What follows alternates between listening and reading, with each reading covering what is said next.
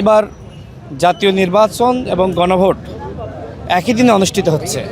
তবে আমার একটি প্রস্তাব আছে, সেটি হলো জাতীয় নির্বাচনের ভোট সেটি দিনের দিনই প্রকাশ করতে হবে। প্রয়োজনে গণভোট এটি তারা 2 দিন সময় নিতে পারে। তবে সরকারের যদি সদিচ্ছা থাকে বা নির্বাচন কমিশন যদি কাজ করে, সেক্ষেত্রে আমার কাছে মনে হয় যে দিনের দিন সম্ভব। বাট সরকারকে ভাবতে হবে বা নির্বাচন কমিশনকে ভাবতে হবে, তারা যদি 2 দিন 3 দিন সময় নেয়, সেক্ষেত্রে নানান ধরনের সংকট বা জটিলতা সৃষ্টি হতে পারে।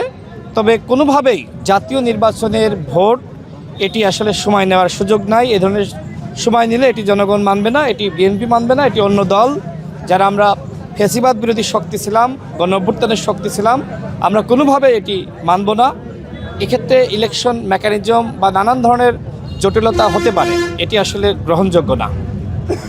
আর নির্বাচন বানচালের সুযোগ নাই। কেউ যদি নির্বাচন না করতে চায়, সেটি আসলে সেই দল আলোচনা করে সিদ্ধান্ত নিতে পারত। যেহেতু আমরা নির্বাচনে অংশ নিয়েছি, সবাইকে নির্বাচনের শেষ পর্যন্ত থাকতে হবে।